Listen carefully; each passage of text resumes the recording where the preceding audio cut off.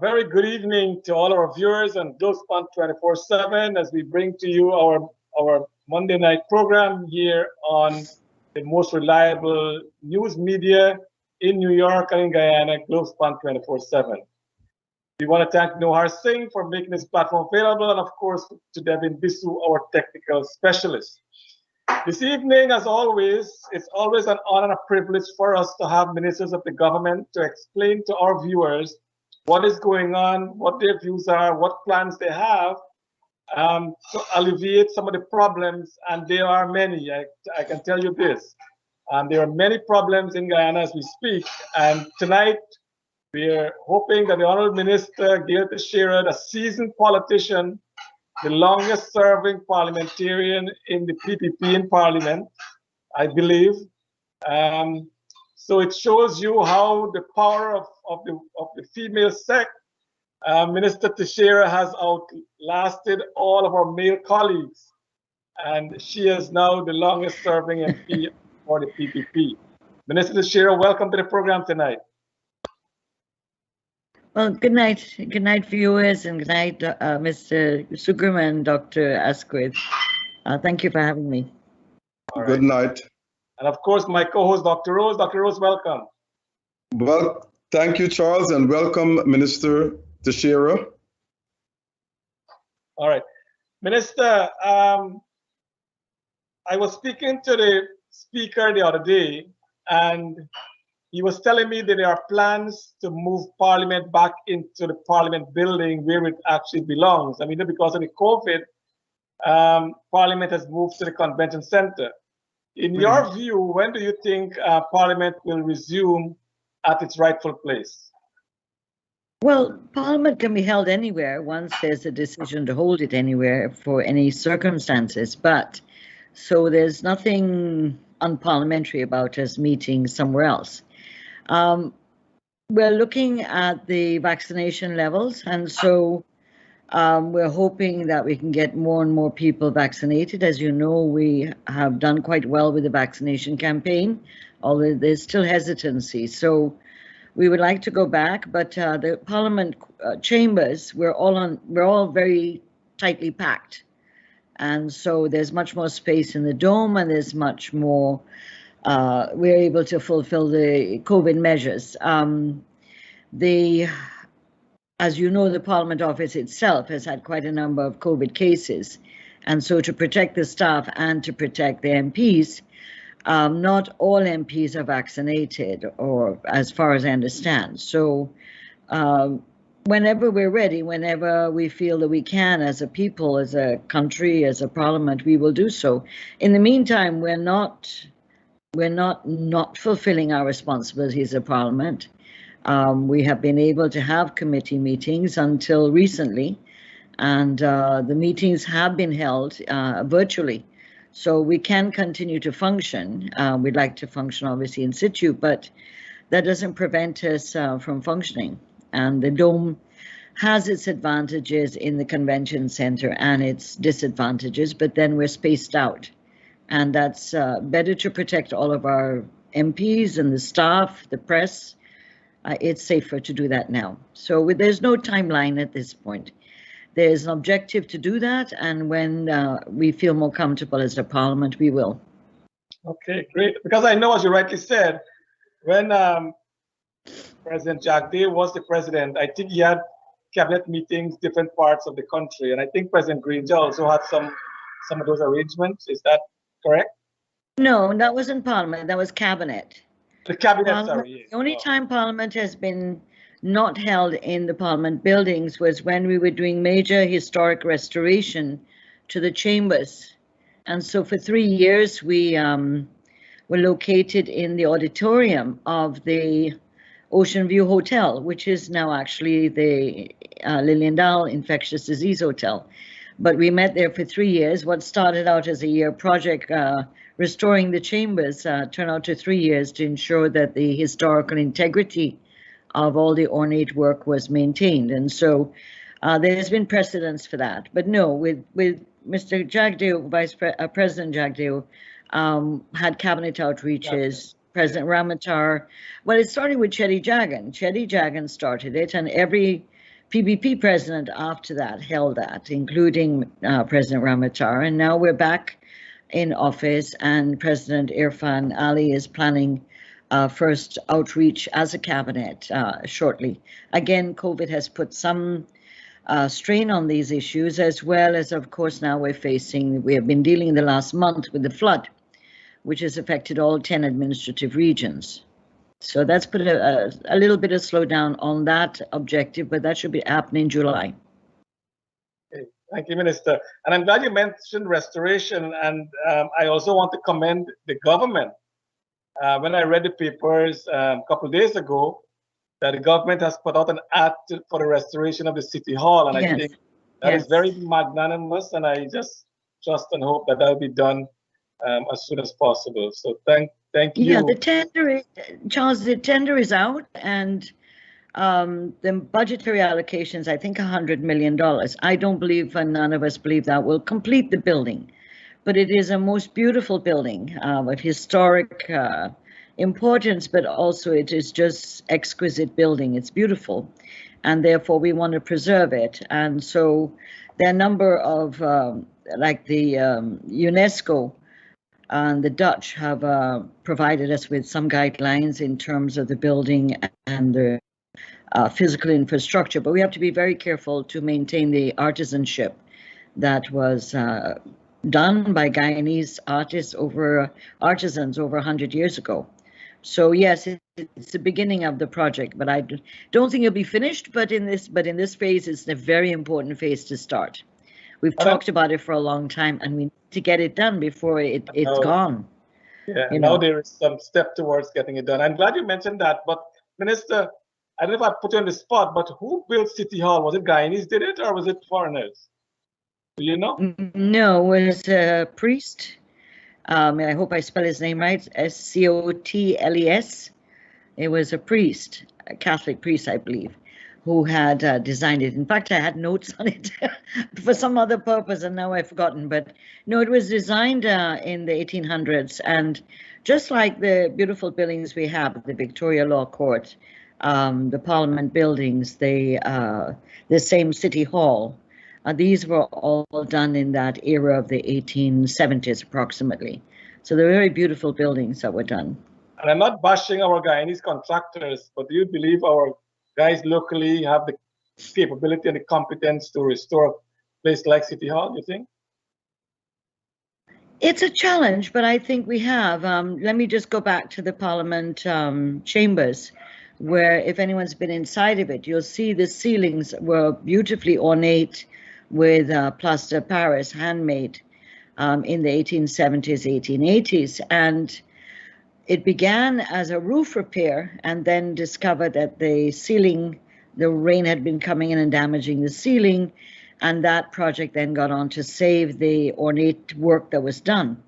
And when you look at it today, the National Trust took slide by slide of each square foot of the ceiling, and we recreated with a local company making in plastic what were the exact replicas of the plaster Paris medallions that were in the ceiling. So we have capacity. We couldn't save the medallions. They were damaged as the ceiling came down. So we have the capacity to restore, I believe, once we are very careful to photograph and know what we have to copy if it's so damaged that we have to replicate it. So I saw in that period a level of Guyanese competency and skill that gives me confidence in the future. I'm glad you said that, Minister. Dr. Rose? Minister Tashira, good evening and welcome to the program. As Minister of Parliamentary Affairs, I think, if I'm not mistaken, you can correct me on this one, that you have been one of the longest sitting member of Parliament. I am at this point. Amna Ali was serving a little longer than I was, but she's not in this Parliament. So in this Parliament, I'm the longest serving.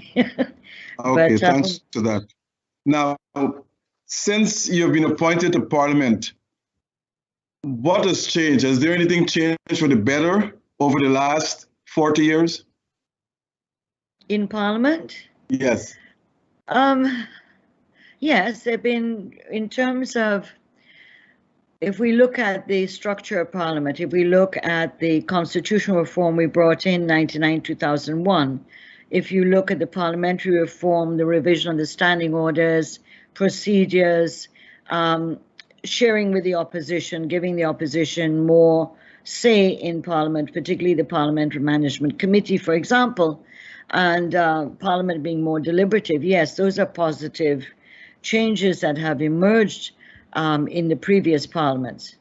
However, I think that we've seen a change in the relations between parliamentarians, opposition, and government that have been unhealthy in the past few parliaments. So you always expect parliamentarians on two sides to have very strong views. They're elected by their people to represent the issues and to represent it passionately and in a very factual way, etc., with evidence. And so we've had situation in Parliament in the past where sides were very swords drawn, if not literally swords, but very strong views.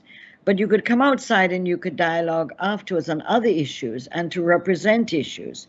That started to change after 2011 with the behavior of the APNU and the AFC, who were the two opposition parties. That kind of combination of opponents and a level of camaraderie that existed began to disintegrate. And it got worse in the 2015-2020 period, and it is getting worse in this period. So there's practically, unlike in the past, one would have a conversation, gaffe about, in a cordial manner outside of the dome, outside of the chambers. That is a very rare occurrence now. And so in the Parliament, you would have known people and they, known about the health situation, and there was a level of, just decency and civility. That does not exist now, as far as I'm concerned. It does not exist. And in fact, you have in Parliament not only the acrimony on the floor but very, very personal insults off the floor and on the floor, which is not acceptable. And so we have seen a deterioration in what is the behavior, particularly in the case of APNU and AFC. And when they became a coalition, they kind of tightened that. So the kind of sparring that one would have seen with Winston Murray, for example, in Parliament, and Ripudaman Prasad or Sam Hines, and others, you don't see that. It is just raw. They come at you in a very raw manner and very vulgar manner sometimes. And so that has not been good for the development of the Parliament. It's not good for parliamentary democracy in Guyana. In committees, it follows suit. In the committees that I've been in so far that I've been meeting, basically you're told by opposition members insulting things, personal things that really should not be allowed, but it is. And so I don't think the Parliament right now, in terms of the opposition, and I think it comes down to the fact that you can't expect better from them because their position is fundamental that the government is illegitimate. So if the government's illegitimate, they don't have to obey any rules. And it is just drag down, views up, and that's all is required. And unfortunately, you have a new set of parliamentarians, particularly in the opposition side, who are learning Parliament the wrong way round. They're not learning, how to function in Parliament, how to use it effectively. Because Parliament can be a very effective tool for the opposition if it is used properly. It can be extraordinarily effective, and we showed when we were in opposition, we were effective in the committees, we were effective on the floor, we brought motions and questions, and we put, as we said, we put their feet to the fire. But it didn't get into this drag down, abuse down kind of story. It didn't. And so that's the state we're in now. It's not very healthy, in other words, between in this Parliament. I feel sorry for the speaker sometimes because he's under great duress. I've seen many speakers, when they stand up, parliamentarians, if you're on the floor, you have to sit down and shut up. That's not happening now. In fact, while the speaker's trying to bring order into the House, the behavior gets worse, in fact. And so this level, it should get better. It would hope that they would realize that this is not how Parliament functions, but I don't hold much hope out for that. I've tried, and there's the problem right now. There's no one to really talk to in the opposition to say, look, man, what are you doing? You know, this is not the way to do things. There's no one to talk to there. Parliament is the highest policy-making body in the land, and it's supposed to set an example.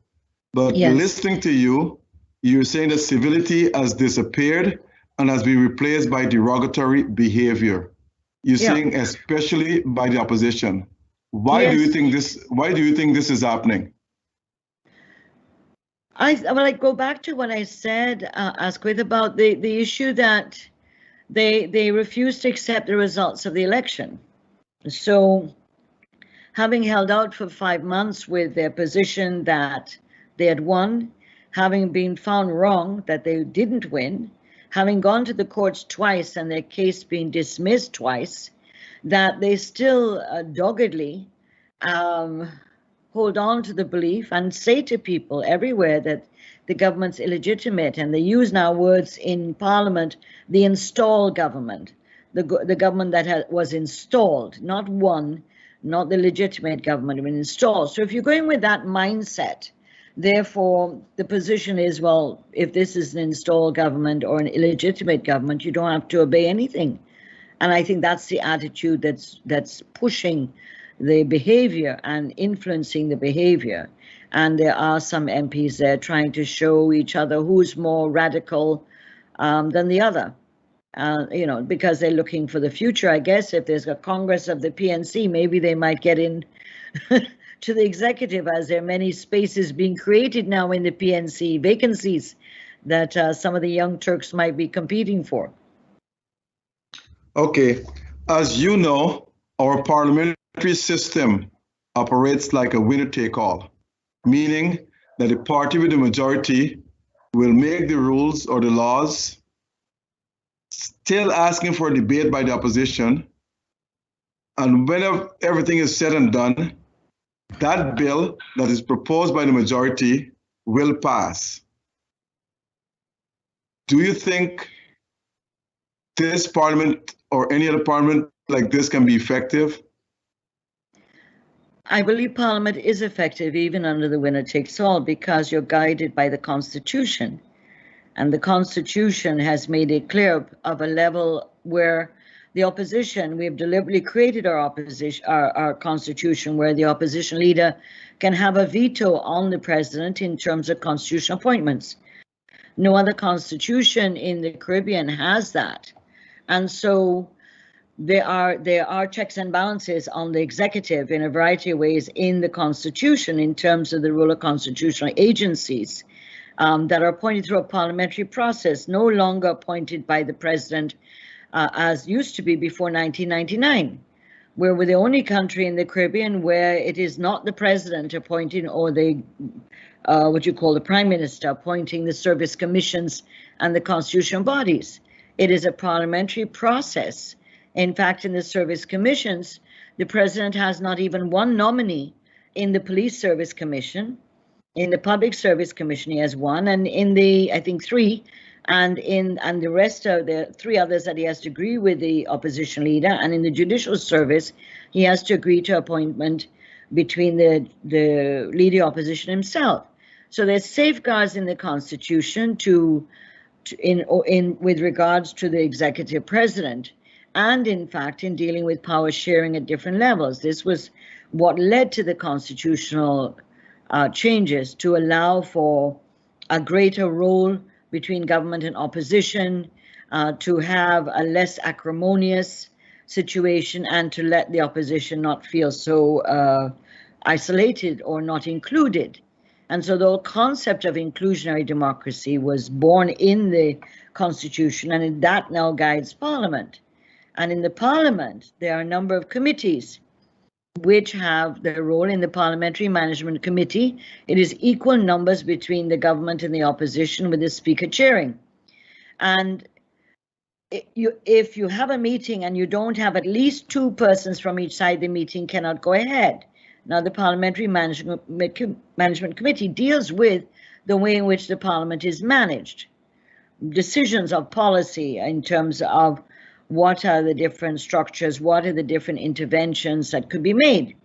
And so you have that in the select committees. And I remind you that when APNU AFC were 2 parties in government, in opposition, and we were the minority government in 2012, 2015, they brought motions to change the standing orders. At that point, the government, say, had 5 seats and the opposition had 4 seats in the committees. They brought the standing orders and reversed it, that the opposition had the 5 seats and the government had the 4 seats. When they got into government in 2015, they changed the standing orders back, that the government had 5 seats and the opposition had 4 seats. And the standing orders remain as is, 5 for government, 4 for opposition. We haven't changed it to what their formula was in 2012.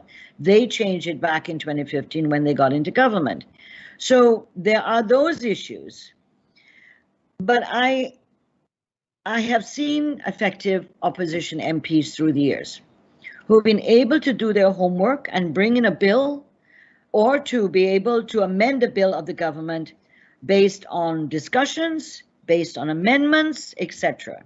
In the last Parliament, we brought amendments to the cybercrime. Which had sedition included in it, when sedition was removed from our laws when we got into government in the 1990s. They put it back in the Cybercrime Act. The anti-terrorism bill had 10 times the death penalty, and so on. And we brought amendments to all of these bills. Each one was defeated. But I have been in Parliament and seen where amendments to bills by the opposition have been passed by the government and the PVPC government. And I'll give you an example of it. The discussion with the opposition when Mr. Corbyn was there, to do with 2 bills I want to bring to your attention: the recall legislation to remove a member of parliament by his party having lost confidence in him, and the other bill was to do with the benefits of a former president. And it was tabled. We'd had discussions before in the outside of Parliament. There was an agreement made on the day. Changes were brought to our attention by the opposition. We adjourned, we suspended Parliament for a few hours, met during that time, made the amendments together, brought them back, and both of those constitutional amendments, which required 2/3, were passed. So I have been in a Parliament where it works. And so it's the winner takes all is a word that's bandied around, a phrase that's bandied around, that has no meaning unless you understand how the Constitution of Ghana and the standing orders are created and how Parliament functions. So yes, we take all when we win the majority of the votes at the elections. So the party that has the single largest block of votes wins the government. That's where the winner takes all comes in. It doesn't come in relation to Parliament, based on the Constitution and parliamentary amendments. Okay, Mr. Chair. As you said, there are times when the opposition was able to get a bill passed in its favor. Now, let me follow up on that question. Since you became a member of Parliament, how many times has the opposition, whether it's the PEP opposition or PNC opposition, was able to get a bill changed or amended in its favor? There are quite a few. The bills that, for example, on medical termination of pregnancy, on the domestic violence bill, on the children's compendium of children's bills, they went to select committee, they had hearings, consultations, and in that committee, the opposition made amendments which were accepted by the government. The select committees are the place where the greatest detail goes into every bill, not just on the floor. So when those bills came out of select committee, they were approved by both government and opposition. And so it is the select committees where the opposition puts forward amendments, and that's where the real work of Parliament goes on, not on the floor of Parliament. That's the showtime. That's where the amphitheater of the political parties and politicians take place. The real work of Parliament takes place in the committees, select committees, standing committees, in the corridors, trying to find solutions to things, in the lunchrooms and the dinner room, try on the coffee and even the smoke corner to try to find things. So I've been through all that. This is absent in this Parliament with the opposition. But I could list several bills, including the famous ones that led to the in the 2012-2015, where the bills that were relating to the Amila Falls.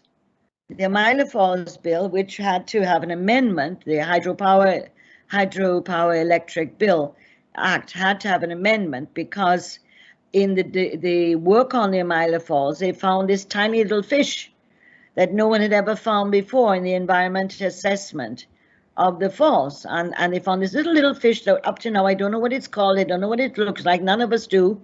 But that was the analysis of the environmental people, that we had to change the watershed. And so an amendment was made to the bill to change the area, the watershed, and to also put in other safeguards. That bill was accompanied by another bill to do with the public debt. And the opposition amended it on the floor, although it was agreed to before in discussions, amended on the floor, in which it was a division between AFC and APNU. AFC supported it, made an amendment, which we supported. APNU refused to accept it. So Parliament is not black and white. It's a very dynamic thing. And when you say that government doesn't lose their bills, I've been there where government has lost, where an MP stepped out without permission and whatever, or didn't come back in time, and the vote was taken. And so you had a problem with one of your amendments you were bringing when we were in opposition, for example. So it is not watertight. There are all sorts of things that happen from time to time, unpredictabilities. In fact, my description of Parliament, particularly now, is one, it's like cricket. It's a game of uncertainties and unpredictabilities. That's my description now of Parliament in this 12th Parliament. Charles, before we come back on, I just want to say this. As folks you might be seeing, Charles, our background of change, because Charles is in one continent and I'm in another. So we are not at the same location normally. So I just want to let you folks know that, because you might be seeing different backgrounds. Charles, over to you. Minister, I'm glad you mentioned the parliamentarian, and we'll go to a short break in a minute. But before we go, is it the problem? I see it as twofold. One is that our parliamentarians are not trained to be what you described, that art of compromise, and it seems to be that it's a personal vendetta, because, as you rightly said, the opposition have not yet acknowledged the finale administration as legitimate. Is it that you're telling us, Minister, that the quality of our parliamentarians, if that's the right term to use, is not what it was in the days of yonder? When you, as you said, you had debate on both sides. You're meeting in the halls of the corridors of Parliament. You're meeting in the lunchroom. You're meeting in wherever it is, and you had compromise. Even though, as you said, the show is really when you stand up to give your speech, and the public sees that, and that is fine. I think that is what parliamentarian stands out in many ways. But to get things done, are you telling me that the quality of our parliamentarians are below par? The quality of the Globespan is pleased to announce Kari. I am very clear on our young MPs in the PVP, our young ministers. This particular batch of MPs for the PVP are excellent, and they work hard, they're disciplined, they prepare themselves to come into the House, they're well armed with evidence and facts, and that's what Parliament is about. I will not say that about the opposition MPs. I have tried to talk to some of them and say, this is not how it's done, this is how you do it, check your standing orders, this is what you do. And sometimes I'm abused. So I sometimes not in the mood to get abused and dressed down. So I just, keep my corner. Other times I think there's an opening, I go talk to them. But there's the standard and the quality of the MPs on the other side could be far better if they did their homework and stop trying to show who can break up the place more. And so Parliament is a serious thing. It's a serious thing. It's not a playground. It's not another lashdown, showdown bar or nightclub where you can do what you want. This is a place, as you said, it's the highest lawmaking body of the country, and it requires a certain level of respect.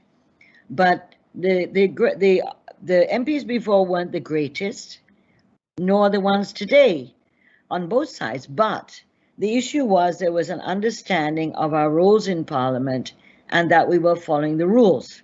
And you would bend the rules. And there are famous things in Parliament about different MPs, including Chedi Jagan and Boise Ramkaran, who were very witty and knew how to use language to get around the standing orders and to get around the speaker.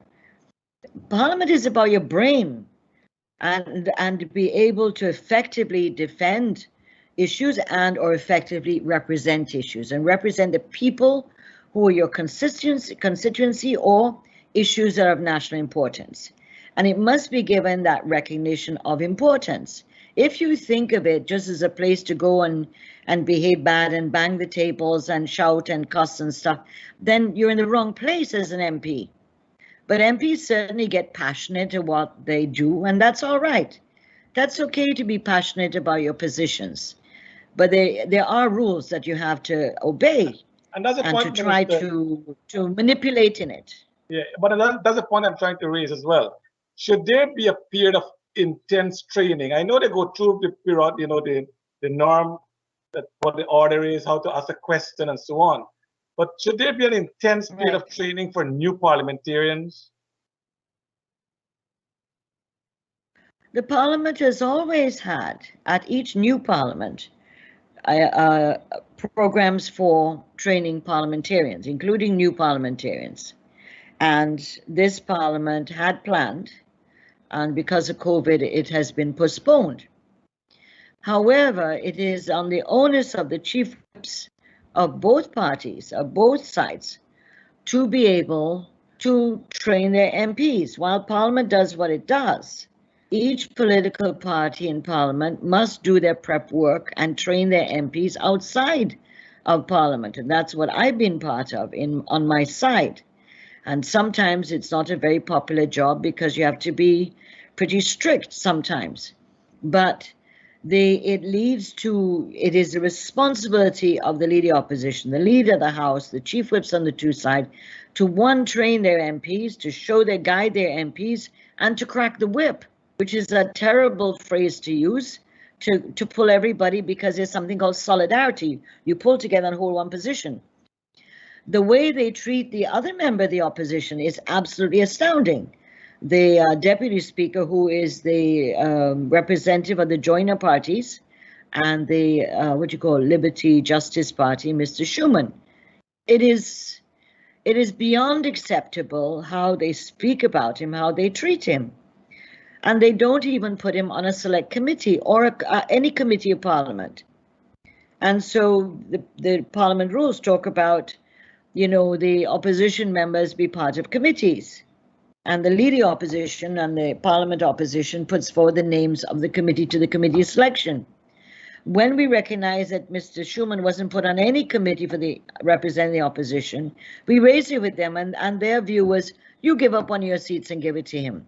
So this is an attitudinal issue that's a problem.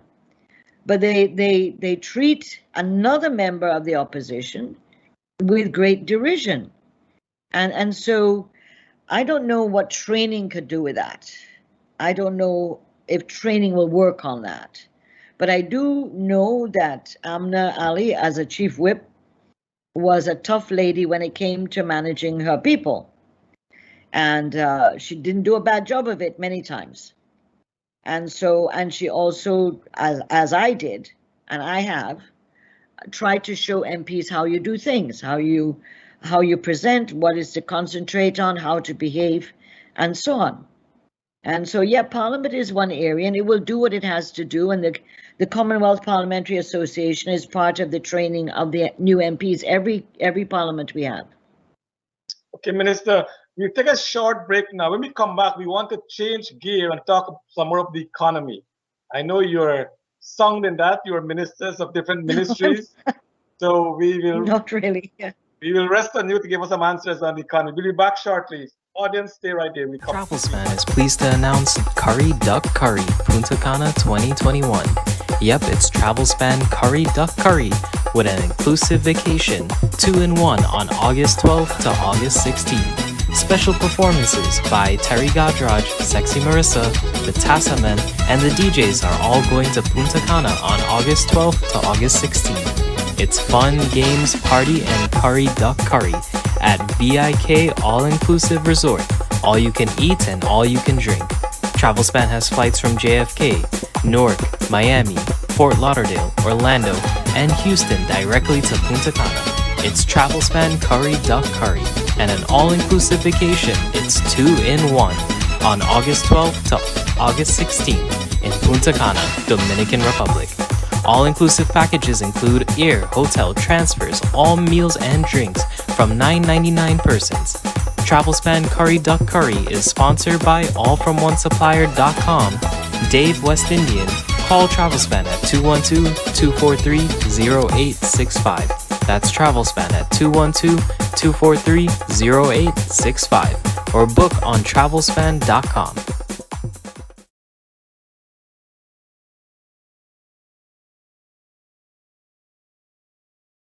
Folks, the Nest Restaurant is the place to dine for Guyanese and Caribbean dishes. It is the best restaurant in Queens. The staff is courteous, and Dave, the owner, is always there to welcome you.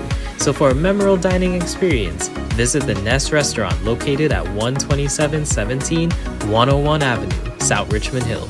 Go and make a reservation today, or takeout. Call 718-847-4035. All from One Supplier has all your favorite meats and fish. We also have lamb, bangamary, goat, hassa, blue crab, butterfish, kingfish, snapper, and much more. In addition to our meats and fish department, we also have halal meats. So shop online today at allfromonesupplier.com with free shipping within the United States for all of your regular meats, fish, halal meats, and West Indian items. For all your plumbing, heating, and cooling needs, call Zim Mechanical Inc. at 347-456-8885. Zim Mechanical Inc. installs boilers, hot water heaters, and cooling systems. Located at 9732 Waltham Street, Jamaica, Queens, Zim Mechanical Inc. also repairs and troubleshoots your gas, heating, and cooling systems. For quotes on prices and repairs, call 347-456-8885. Welcome back to our audience as we continue our program here on Globespan 24/7. We want to thank you for staying with us, and of course, Honorable Minister Gail Teixeira. Minister, I'm actually in Guyana. Dr. Rose was telling I'm in a different part of the world, but I'm here in Georgetown, and I'm leaving tomorrow to go back to the United States. But Minister, when I go through across Guyana, I was in Berbice over the weekend, and what I'm seeing is a couple of things that doesn't bring joy to a Guyanese. One is that it appears as though Guyana is being recolonized. And I say that because as I go through the villages, every village have at least one or two huge Chinese supermarket. And in that supermarket, they have everything that a village would need, whether it's building supplies, whether it's electrical supplies, whatever it is. What that tells me, Minister, is in a couple of years, most of the business in Georgetown might be closed because they're getting the supplies in the villages. Secondly, we have our gold. It's been taken out from our country. And we keep talking about a GDP that is the highest in the world. But my problem with GDP, Minister, is that that wealth does not stay in Guyana. That wealth is transferred outside of Guyana to develop those countries, whether it's in North America or China or Europe. We have the same problem with the oil sector. when now they're taking our oil from us and we're not getting what the Guyanese people truly deserve. So my question, Minister, are we recolonizing Guyana when our politicians are sleeping at the wheel? No, we're not. We're not being recolonized, and we're not agreeing to be recolonized. And I think a number of issues you're raising are getting mixed up. The oil revenue is parked in the Federal Reserve in New York. And by the time we get the next load of oil, I think it's the 5th, that we will have about $300 million US in the Federal Reserve, which has not been touched at all. And that is awaiting legislation to do with the Sovereign Welfare Fund. And we're looking at the various models that have to be brought in. One is the Norwegian model, there are other models, but generally countries don't like to dip into their reserves, the money that they've got from oil. It is for this generation and many generations to come. So the oil revenue is, in terms of direct revenue from the oil sales, is not being utilized at this point. In fact, in Parliament, Mr. Harman raised, why don't we use the money from the oil to fund the $10 billion we need for flood relief? And we said, no, we would not do that, that we would use the money we have in the country. So that's one issue, the oil money. Secondly, in terms of Guyana now, we don't have the highest GDP in the world. That's incorrect. The projections are that with oil, we can become one of the highest GDPs in the world, but we're not there yet. And in addition to that, we have the issue of foreigners coming in. We have a small population right now that we need more skills, we need more people working in the country, and people are coming into work. I don't believe that they're going to be settling, some will settle. But we have less than 700,000 people, and you need to be able to expand the economic base of this country. We need investments and modern investments. We need to diversify the economy, and that will be done.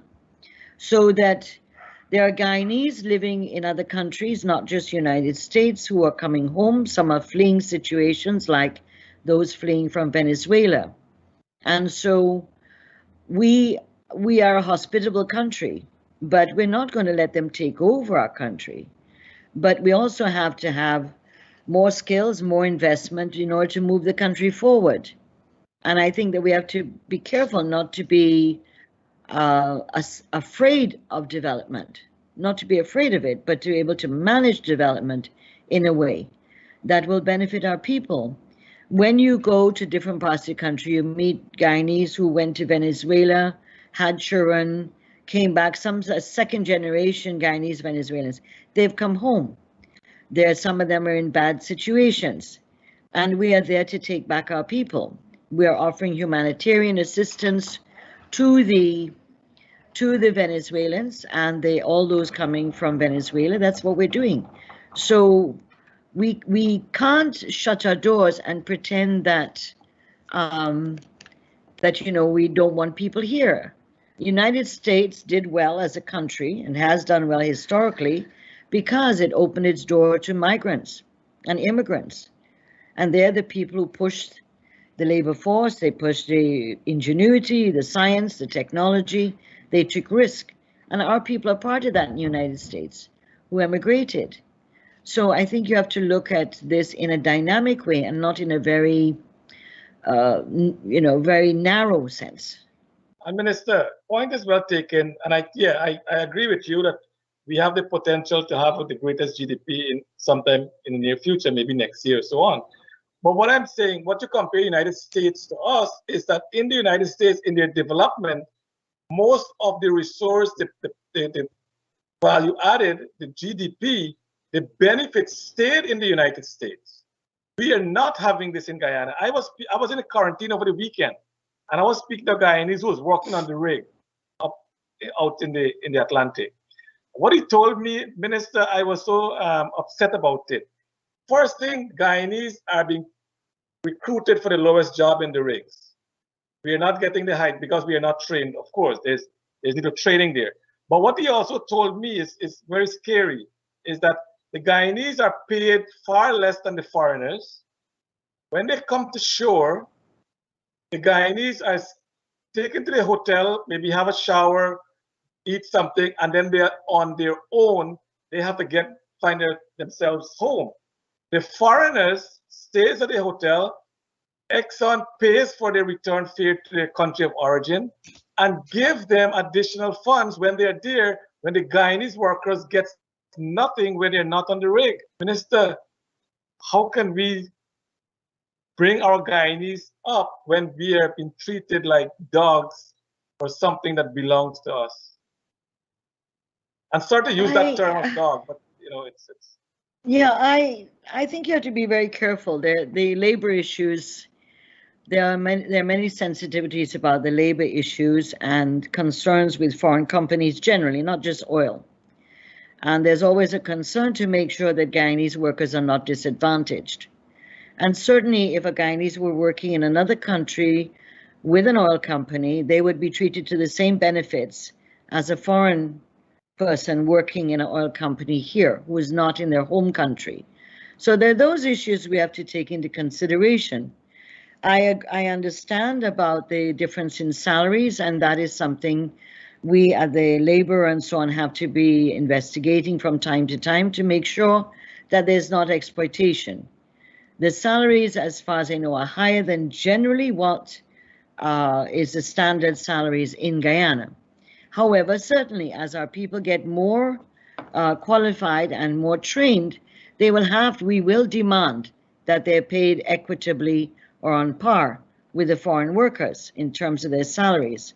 But if you're on home base, you never get the same facilities as if you're on a foreign base. So as I said, I know Guyanese working on oil rigs in the Gulf of Mexico. They get the same facilities as those who are foreign workers here because they're not home based. And so we have to be careful when we're comparing chalk and cheese. But the main concern is to make sure that our people are not being exploited and are not being treated fairly in accordance with our labor laws and their labor rights. I want to maybe become parliamentarian and said, I'm now submitting to you that the Guyanese are being mistreated. They're working, well, not Guyanese alone, but everyone the rig, they're working 12 hours a day, 7 days a week. The person from Burbis told me his take-home pay was $210,000 for every 28 days, working out like $600 an hour. So if you're working in inland, $600 an hour, 8 days, 8 hours a day, which is like $4,800 a day. So they're getting the pay that you're getting here on the homeland, that they have to go and sacrifice 12 hours a day, 7 days a week, and they're paid far less than the foreigners are paid. And Minister, I will ask you, please, if you can look into that. Well, I think that we should get reports, and that I'm sure that the Ministry of Labor is, and other people are getting. I haven't heard any of those, but I'm sure that that's true, and that those should be looked into. But with any job that you work on, there are certain jobs that are 12 hours. And then on many of the rigs across the world, you work so many hours and so many days straight, and then you get so many days off. Same thing with the cruise liners. You work on the cruise liners, you work for so many weeks, 24 hours, 7 days a week, and you get certain days off as a result. It's determined by the type of work. What you want to make sure is exploitation doesn't take place. When nurses do 12-hour shifts, that's part of sometimes the reality of the nursing profession. Same thing with the police. So we have to be careful when we're drawing conclusions between chalk and cheese. But certainly if people are exploited and they're abused, they're mistreated, they're not being allowed basic human rights and basic labor rights that are relevant in our country, then those should be reported and investigated, obviously.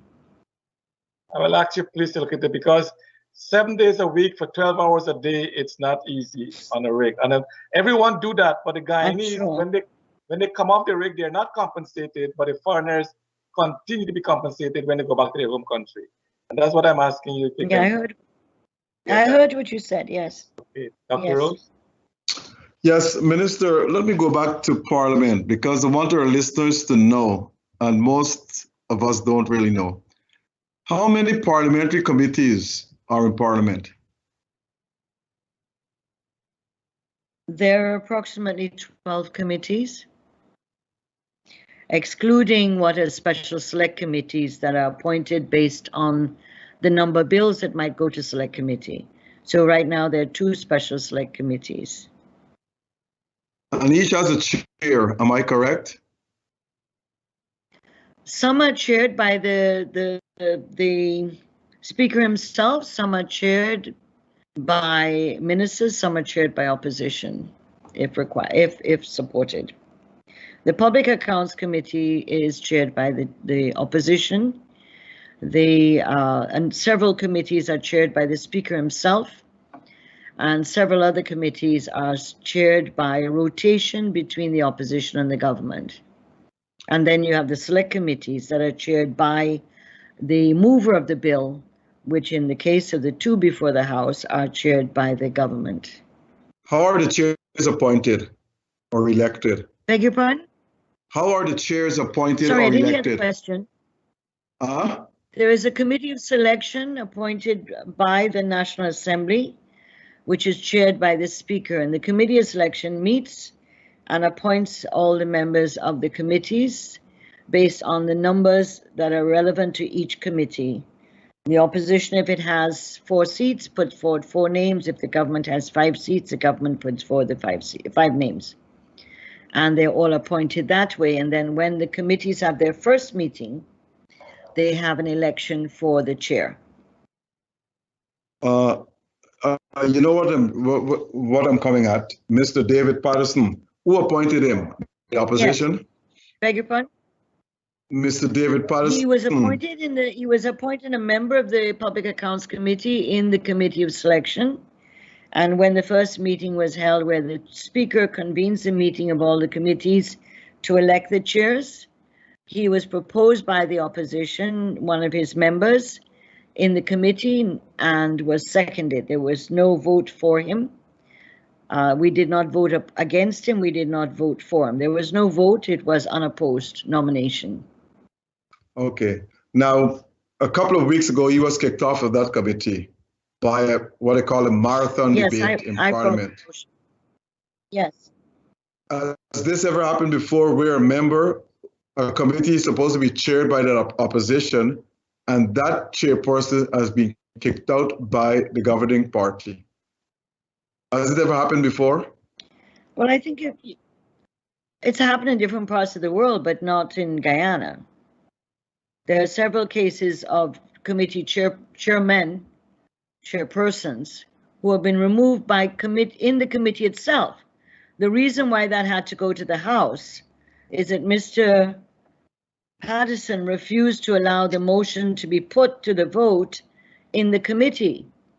And it was not to remove the opposition, it was to remove Mr. Patterson and to allow the opposition to put someone else.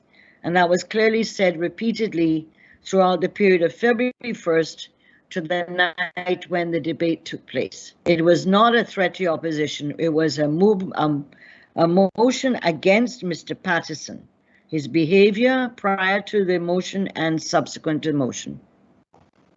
And therefore, he is not allowed to ever be a member, a chairperson of the Public Accounts Committee again, unless that motion that was passed in Parliament is reversed. And so, had he allowed it to go in the committee, the opposition could have put another member. It was never to replace the opposition, it was to replace Mr. Patterson.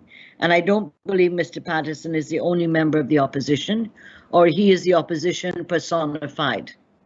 There are other members of the opposition that are quite competent to be chair of the Public Accounts Committee. So at the next meeting, there will be a proposal for a chair of the Public Accounts Committee. Yes. And it has to come from the opposition. Well, if the opposition refuses to put up anybody, we cannot have the stymieing of the Public Accounts Committee. It is right now in the period of looking at the 2016 audit reports of the Auditor General. And we still haven't finished 2016. We have 2017, 2018, 2019 still to do. And in September, the Auditor General will table the 2020 report. The Public Accounts Committee's role is to go through the Auditor General reports and summon every PS and agency before them to answer questions based on the findings of the Auditor General. We have not been able to function from March the 15th. And so I would hope that the opposition would recognize that they are holding up the works of the committee. But if, when we meet and they refuse to put up a member to nominate aside, then the standing orders allow you to put up a chairman temporarily for each of the sittings, each of the meetings. So if they don't want to do that, then you have to go to select a chairperson for that day. And whenever you meet again, the opposition can nominate. If they don't, you go then again and appoint a chairman for the day. And that's how it will have to go on. Okay. Unfortunately. But Patterson does not personify APNU, I believe, or the PNC or the AFC. And if they're holding out in that way, they're making a grand mistake. Because the 2016 to 2019 Auditor General report is of their tenure. And therefore, I believe the reason for all of this is they don't want us to look at the 2016 onwards Auditor General's report. Because what we uncovered when we started to look at it, in particular, Mr. Patterson's ministry, was that paragraph after paragraph by the Auditor General of irregularities, procedural violations of the Procurement Act. Okay. The leader of the AFC, Mr. Cameron Ramjatan, has been quoted as saying that Mr. Patterson has been removed by the PEP because he was exposing the corrupt acts of the PEP. And that's the only reason why they moved him. And he also stated that if the time comes for someone to be nominated, they will also put Patterson back, put his name up again. What would you do when that time comes? First of all, I don't know what corruption Patterson has exposed, certainly not in the committee. And secondly, when we were meeting in the PAC from January, February, where we were dealing with the 2016 Auditor General reports, number one. Number two, I'm not aware of what is exposed since. And thirdly, if they want to put his name up again, it's a no-go because there's a resolution of the National Assembly. You see, if he'd allowed the committee vote at the committee level and it would have been removed, the opposition could come back in a few months' time and nominate him again as the opposition and switch around their members. But there's a resolution of the National Assembly. He pushed the issue to go to the National Assembly. And once there's a resolution of the National Assembly, it cannot be reversed unless there's another motion to reverse it. And we've had resolutions of the House since 2003, 2001. They're still in operation up to now. That's how Parliament works. So if they do that, then they just want to be obstructionists. There's no other description for that, other than to obstruct the work of the Public Accounts Committee in the hope that their tenure of office, 2016 to 2020, will not be exposed and not come under scrutiny by the Public Accounts Committee, and thereby not coming into the scrutiny of the Parliament, because the Public Accounts Committee then does a report to the House, which has to be adopted, on what their findings of the Auditor General's are, Auditor General's report in each year, and also recommendations on what should be done in terms of irregularities or scandals or corruption found. Okay. So the Public Accounts Committee is a very important body. Okay, just for our members to know, or listeners to know, apart from the salary of an MP, are members of Parliament being paid extra to be on a committee? And if so, how much? The resolution that came in many years ago was that An MP sitting on you get a committee allowance. If you're a general member of a committee, you get, I think it is 25,000, and that's for all the committees. So it doesn't matter if you're on 5 committees or 1 committee, you get $25,000 a month. And if you're a chairman of a committee, you get $30,000. Whether you're chairing 10 committees or 1 committee, you get $30,000 as your allowance. Okay, Charles, over to you.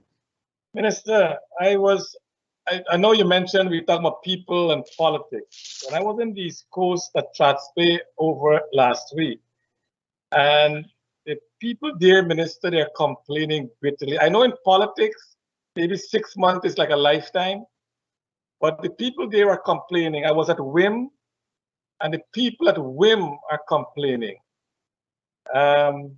They said the support from their party is not there for them. What will you tell the people at WIM and at Tratsby and different parts of this country who seems to be dissatisfied that the government that they elect is not working for them? Well, again, you are making generalities, which I don't know what you're talking about. I have been in different parts of the country, and I know what we are doing. We are facing a pandemic and a flood. The pandemic, when we took over, the nurses and doctors had hardly any PPEs and drugs and supplies. And we had to spend billions of dollars to get basics into the hospitals, as well as drugs. In opposition, we made over 200,000 masks to give out free to our people on the coast and every parts of the country. We made those in 1 month voluntarily when we were in opposition. Not one mask did the APNU AFC give to anybody when all those months we were suffering from the pandemic.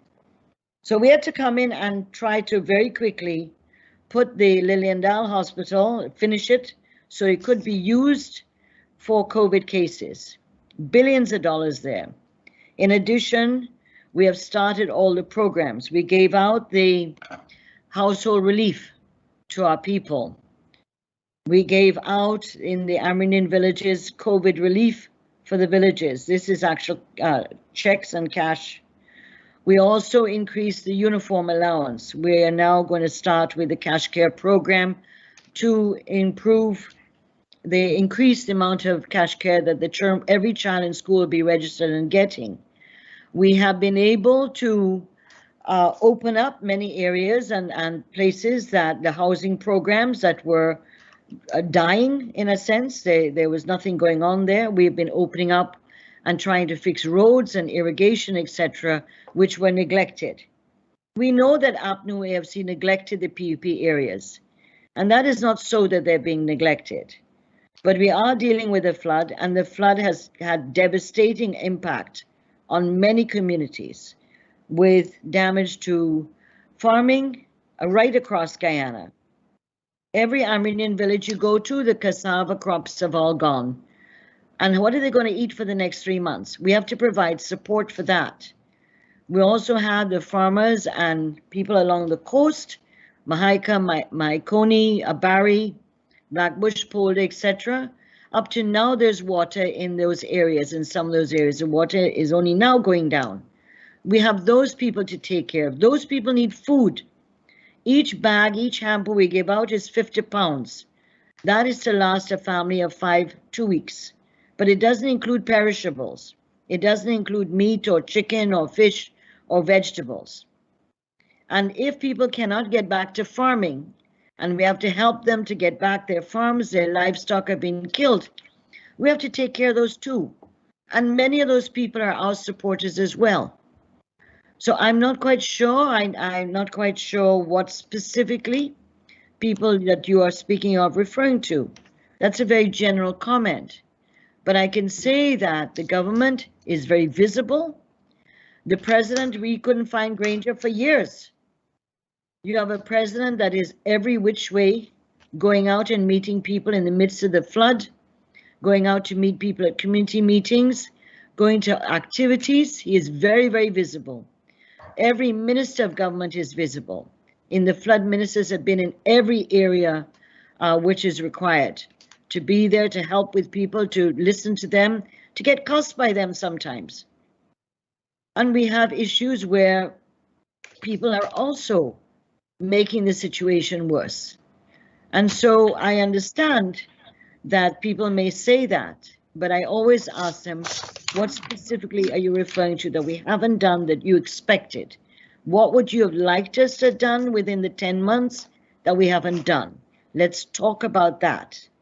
Let's talk about what are the issues that haven't been done. But the billions of dollars to buy vaccines, if we had waited on COVAX, we wouldn't have had the level of vaccination in our country right now, where we have hit almost 49, almost 50% of our adult population has been vaccinated. And I think it's about 20% going on 30% that have had their second dose, if I remember the figures correctly. And we still have a long way to go. And each vaccine costs us, and each vaccine to bring it in the country costs us. So the people of Guyana are very aware of these issues. Our people are very aware of the issues of what are the choices we have to make. But as you would know, that the people at Trans Bay, they are strong supporters of the PPP. They are PPP diehard. The people in WIM are strong supporters of the PPP. So it's not. I'm not talking to non-PPP people. I'm talking to the. If they're lying to me, I'm aware of what you're talking about. I'm aware of what you're talking about, and I could point out that there are PPP supporters right across Guyana who also voted for us. What I'm saying is when people say that we haven't done anything for them, my question, my follow-up question, if I were you, and certainly if it was me they were raising it, I'd say exactly what was it you wanted that we haven't done as yet. So as to guide government, on what is missing, what are we missing? And so I'm not saying that I'm not killing the idea or saying that they're wrong. I'm just saying that people, I've been to many areas and, you know, we do nothing. You say, okay, what is it you're asking for? What is it you expected? And sometimes they come up with something which is a big project, which we can't do right now, or it's in the works to be done. In other cases, there may be problems with old age pension, and we'll say this is what we're doing to try to rectify it. It may be issues that they may say there are not enough drugs at the health center, or the nurse and doctor aren't treating them well. Those are issues we have to address. And so whenever people say that, for me, I always say, tell me what is it you expected and what is it we haven't done as yet. And then we begin to talk about how to solve it, Precisely. Minister, if I can summarize, the people in Trans Bay complained that the roads were not being done. They were promised their roads, it's not being done. So maybe that is in the works, but nobody's telling them when the road will be built. That is what they're telling me. The people in WIM, I met with Dr. Ramaya, and during the campaign, he had about 30 people from early morning working with him throughout the campaign. None of those people have a job now, not one of them. And there's so many, they can do security job, they can work at a hospital, they can do cleaning, they can do whatever it is. They're not being gainfully employed. I spoke to someone whose mother had an accident in front of Fort Morant Hospital. There was no doctor there. They took them to New Amsterdam Hospital. The guy's leg was broken. There was no orthopedic doctor there. They sent the guy back home strapping the foot. He had to go to Woodlands Hospital to get the operation. And these are the diehard supporters of the PPP minister. I don't know what they're telling the ministers when they go out there. Maybe they're afraid to speak to the minister, but I guess as ordinary citizens, they're I don't think so. But with the examples of what you're giving, though, are not because of lack of what the government is or isn't doing. The issue of jobs, yes, there are more jobs opening up, and that is why the issue of the housing schemes and the roads are all part of creating jobs for people. The APNU, you have to remember, hired 10,000 additional people in the public service who are on the fixed establishment, who you can't remove, in a public service commission that is headed by APNU people and right now controlled by APNU people. So they deliberately fill the public service with their supporters, and many of them are their supporters, and also put them on fixed establishment. which you can't remove people easily from. So the public service has its limitations. However, it is by creating economic activity, by getting the housing schemes open for more construction, for the sea and river defense projects, which have all started, by the road projects that are starting, by the number of schools and health centers being built, that is creating jobs. That is creating jobs. And so the volume of contracts being awarded and awarded fairly, not like before where only certain contractors were getting work all the time. So the number of contracts that are being through the national procurement tender body, the same thing in the regions. Obviously, we need to speed that up more, to improve how that works, so that people are able to get out and moving faster and hiring people. But it's not just the coast, it's also the interior. The votes that help the PPP are the interior votes in the final outcome. And so we can't neglect areas. We have to try to work as much as possible. The Strathspey people, that's Region 4, it's controlled by APNU. But at the same time, our councillors have to be active in there. And some of the roads may be national, and some of the roads may be community, and that falls under the NDC and or the RDC. And therefore, we need to be able to make those bodies function better. When you talk about the medical case that you referred to, that is not the fault of the PPP government. There are in all cases, and I'm sure in the United States is the same thing, where persons who are employed in different places don't do the job they're supposed to do, are not efficient or professional. But I cannot answer for, as far as I know, there is an orthopedic person at New Amsterdam Hospital. I can't answer. I'm not going to debate what you're told because I don't know. But that I know that we have more specialists in the country than we have had before. And so sometimes the system doesn't work the way you want it to. And we have to improve that. Everything we do is to try to make sure the service our people receive is better, and that the attitude of those in the public service are professional and not discriminatory. But it's not, in 10 months, it's a lot to get through. I agree. I mean, it took 5 years in 10 months, it took a lot to get through. With COVID and with flood, we have done a lot in the 10 months. Yeah. If we didn't have COVID and we didn't have the flood, we'd be far in advance. And many of the comrades who may be feeling that they're not getting jobs, they would have probably got jobs by now. And I'm glad you mentioned that to Minister. And what also happened at the hospital is that the persons were sent away with prescription because there was no drugs there. And they read in the papers. What year was this? What year was this happened? 2 weeks ago. 2 weeks ago. Well, I'm sure this will be relayed onto the Ministry of Health. But I know that we've improved the supply. We've improved the supply of drugs and medical supplies in various health centers over the last few months. When we came in, there were many drugs and supplies that were totally absent. Although Valda's budget for 2020 was $32 billion, and yet you didn't have drugs for diabetes, for heart, basic drugs were empty or they'd expired. We had to go and buy all those. It takes time to come in the country, particularly in the midst of COVID, where there was a problem with shipping. And so I'm sure our people are aware of these challenges we face, and that if we didn't have to face these issues, we would be even further advanced than what we are now. Yeah, and that's tremendous. Because what the people have read, as you know, in the newspaper, we had this current government had to dump almost $1 billion of drugs that expired under APNU, the coalition. And now they're saying you dump $1 billion in drugs, and now you're giving me a prescription to go buy my drugs. And, you know, that's the problem they're facing. And I'm sure, Minister, before Dr. Rose come on, Minister, the specialty hospital, will we have one soon? Huh? The specialty hospital that the prior people. Well, I know that. You had talked about it. Yes, as far as I know, that land is being allocated for hotels and for a specialty hospital, training hospital, what you call a medical training hospital as well. Okay. So I know that the land has been allocated for these investments, and I guess it will take time for all the mobilization, etc., that has to be done.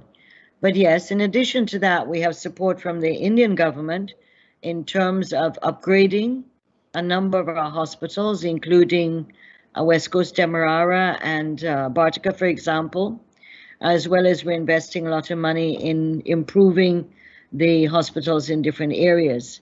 I'm sure that I'm not 100% familiar with all the regional Democratic Council budgets, because that's many billions of dollars more in terms of health, education, roads, etc. But I know that there are investments there with improving the health facilities at the regional level, in regional budgets, not only in the national budget. Thank you, Dr. Rose. Yes, Mr. Teixeira, I am not going to this is not a question I'll be asking you, but I'm from Berbice, I'm from the quarantine. And what Charles has been saying is that he was there and he's spoken to a number of people. But what I will tell you, I'm not going into any specifics, but what I can tell you is this. There have been a lot of grumblings on the ground in Region 6 over lack of proper services to the people, from PEP supporters and non-supporters alike. It is not coming from one group only, both groups. But I will just say this to you, and I'm going to make this public. I think ministers, like the local government minister, the agriculture minister, and even the president should get in contact. You know Dr. Amaya, am I right? Ms. Shira? Yeah. Should get in contact with Dr. Amaya to know what's going on the ground. What is happening up in quarantine, and could be happening in a number of other RDCs, is that when ministers ask questions or hear of negative reports, some of the RDCs, and especially one in Region 6, I can say this, personnel there are telling the ministers it's not true, everything is okay. They are fooling the ministers. And this will come as a surprise to you, but it's happening, and I know it's happening. I know some of the personnel in Region 6, and they've got blatant examples on the ground, what's happening on the ground. But they are telling the ministers something else, and the ministers are accepting their word. And I personally had to intervene at one time for somebody who they fired wrongfully because of the flooding, and they want to make him a scapegoat.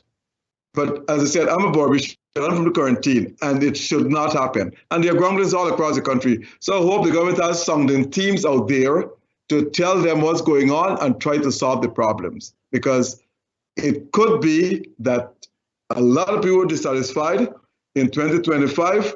They're going to support us on the PP. They might not vote for another party, but they might just stay away from the polls. That's just a comment I'm making. It's not a question. But my question to you is this. As you know, parliamentarians have not been behaving or setting a good example for youth in this country. Because as you said and others have said, because of derogatory behavior from the opposition, but I will say also from the government side too. And what I'm getting at here is this. With all the MPs who were supposed to uphold the rule of law and to maintain the protocols, do you think the people of Guyana are getting their money's worth from the members of parliament because of their behavior?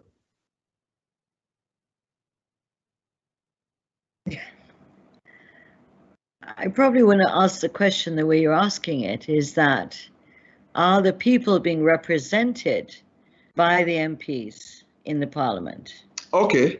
And unfortunately, you have to remember something. In the parliament now, the majority of MPs are young. There are very few MPs that are in the older group that is over 60. The majority of MPs are anywhere between 28 to 40, the 40s. So there are very few, I think, that are like 50 up. Let's put it that way. So you have a parliament that is very young, made up of young people who in some cases are misbehaving. But the issue is are people effectively using the parliament to represent the issues of the people? And unfortunately, I believe that whenever we go in government to try to raise the issues, we're confronted by the racial argument. And so if we're trying to explain we're doing this in this area, suddenly it is why you're not doing it in that area. It becomes a racial confrontation or a sparring on a racial basis. And so that it worries me more, Dr. Asquith, than the bad behavior. What I find more and more unhealthy is the fact that in the parliament, the opposition, if you're talking about doing roads here and doing houses here, or you're asking for a supplementary for a particular area or particular issue, it is whether these other areas that the opposition is speaking about. So it keeps putting into the debate in Parliament a racial angle, and not to do with whether people need it or not. It's whether which race is being considered. And that is the most unhealthy thing for our country. And that is why, as a government, we keep going about in the budget, in the regions, to try to make sure that people are included, that people are able to have access to health, the goods that the country produces, what the goods and services the government manages. We can't always answer for the private sector, but we can answer for government in terms of what is it that government produces? What are the services it produces? Health, education, water, electricity, and we're trying to overcome the GPL issues, as you're aware. The investments we're making in the bridge, for example, the Demar Bridge, in terms of trying to bring back in a miler, in terms of the various investments in hotels and so on, to try to create more jobs for our people and more skills. All the scholarship programs, there's been nothing that has been discriminatory in the scholarship programs. The gold program of having so many scholarships over the 5 years, and the way in which we went out, ministers went out to every area, getting people to sign application forms. From Region 7 alone, they were never included before in any scholarship program.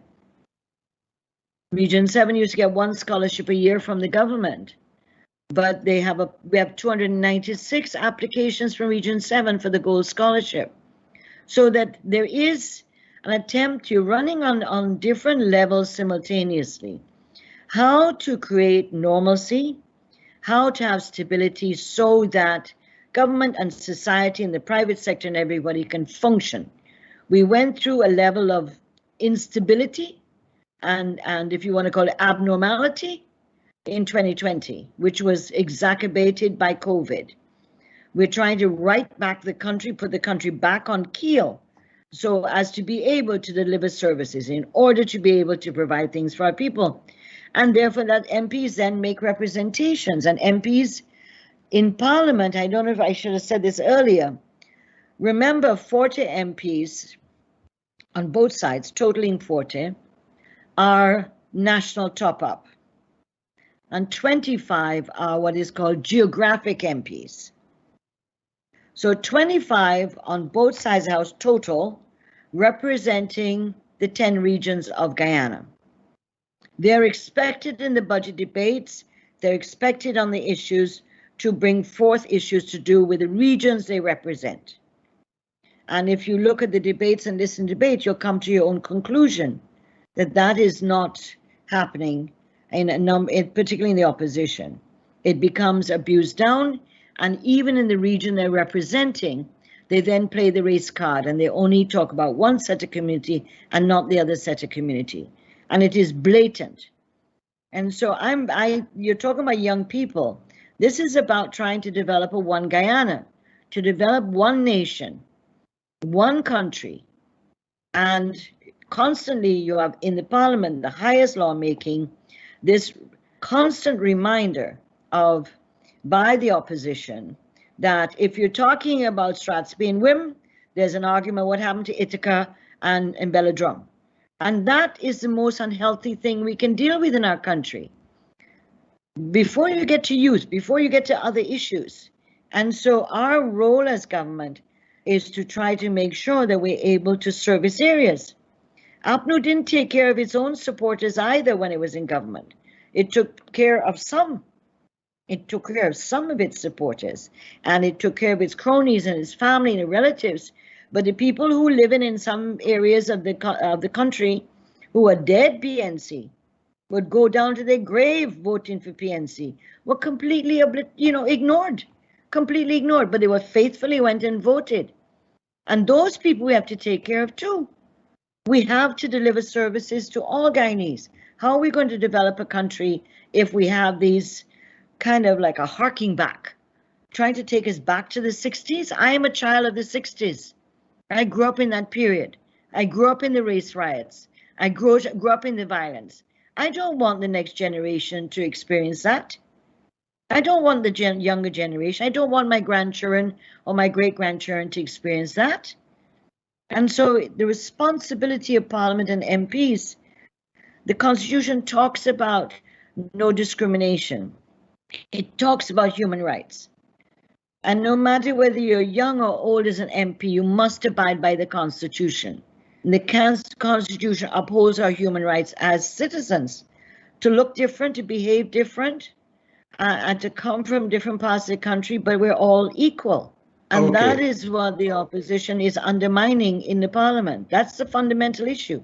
Mr. Chair, one last question from me here, and it's the general question I'll be asking you. Are you satisfied with the progress or lack thereof this government has made so far since taking office?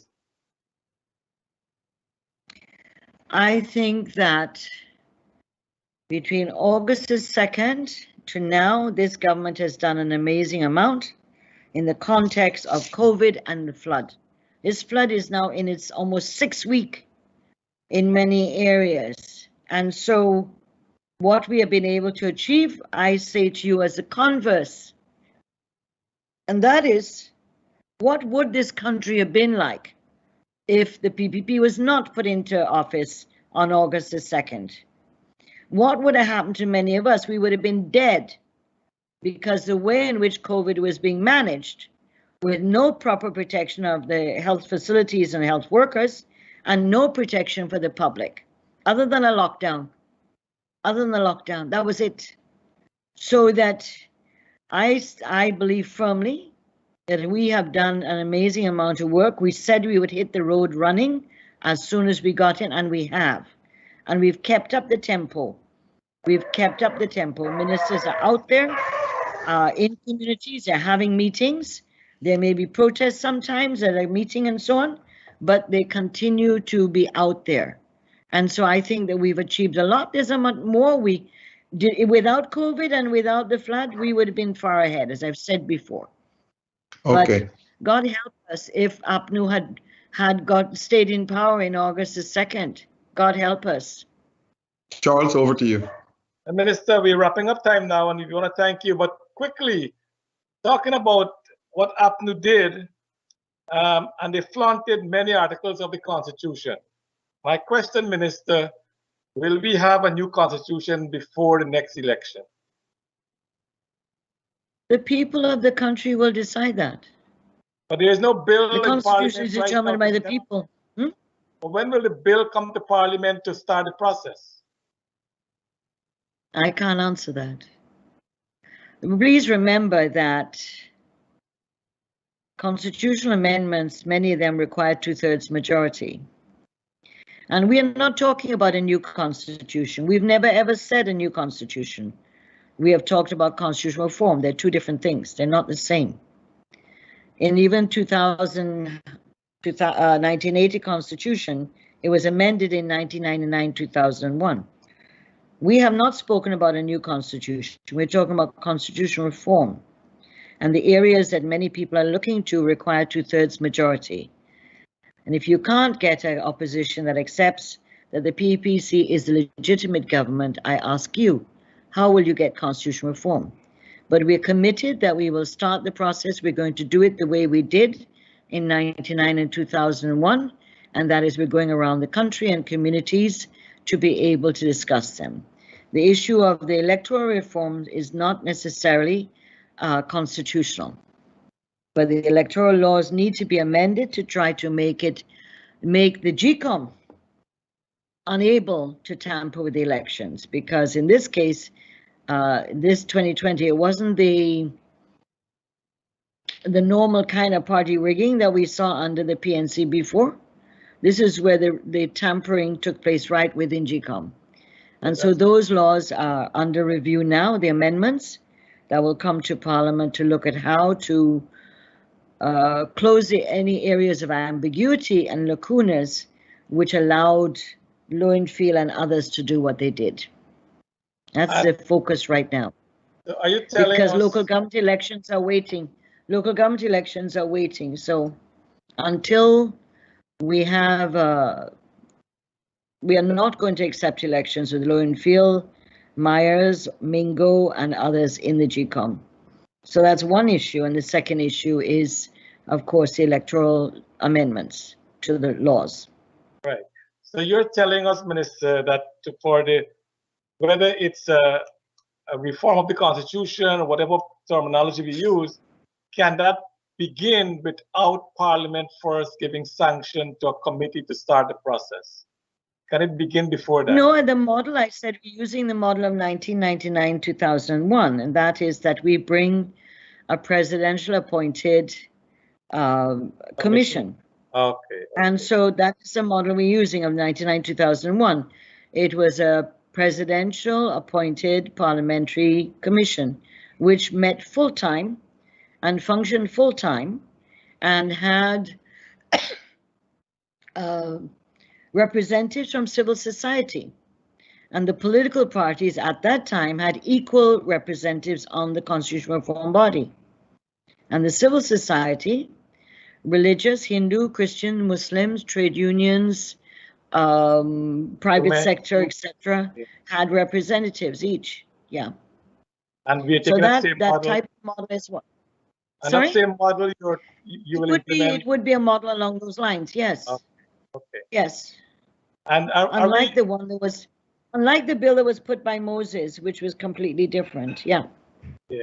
And having said that, will that always happen before the next election, in your view? We have committed to do that before the elections, yes. Doing what? We have committed to do that in our manifesto, that it would be done before 2025. No, if it doesn't pass Parliament, that's a different issue. Right. But having the committee go across the country, meet with the citizens, having their recommendation, put it together, and then submit that to Parliament. And you're saying that will happen before the next election? In 1999, 2000, that was done in less than 2 years and 1 year with the drafting and the submission to Parliament and passage. Okay. It could be done, and in this age is technology. We didn't have cell phones then, we didn't have WhatsApp, we didn't have Skype, we didn't have Zoom. These are technological tools that can help us to reach more people and to involve more people. So 99, 2000, we had finished and we went to then the drafting, and by 2001, there's a slew of bills that are passed that are amendments to the Constitution in time for the 2001 elections, which was March 2001. So it's not impossible. It's not impossible. But except as you said, if the submission is made, if there's no 2/3 in Parliament, then that's not. But some issues, yeah. That's why it's important to try to have a commission that is bipartisan. And that's why the last one, it was a similar environment in 99. This was post 97 elections, the Hearst-Marston Accord, the St. Lucia Accord. It was a very fractious situation. And so the two parties had equal votes, equal representation on the commission. Minister, we are so sorry, time has run on us. We have 1,000 more questions for you, and you're very eloquent in your answers. You know the answers to the question, but we have to end our program for tonight. We want to thank you, Minister, for spending 1.5 hours with us. We want to thank our audience for being with us. We want to thank you, Dr. Rose. Minister, anything in closing? No, I just want to thank you both for inviting me on the program, and I hope that our viewers that I've been able to clarify a few things. Look, we have to build a nation. We have to build back our country. There is space for everybody, and we have to be able to be prepared to work hard. Nothing's going to come easy, but I believe that we're on the right track. And the future for Guyana, if we can keep working and pushing the expansion and the diversification of our economy and building a one Guyana, we can do miracles in this country and really be a model for the rest of the world.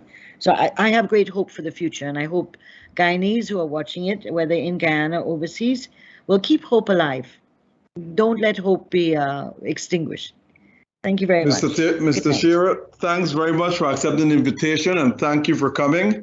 And you've done a wonderful job in explaining all the issues. So, but there are a number of questions left unanswered. So this means that we'll have to get you back sometime. Oh dear. Sometime. All right, thank you very much, gentlemen. Thank you very much for coming. And again, thanks to all our audience. You're listening to Dialogue on Globespan 24/7. Thank you all for coming and listening.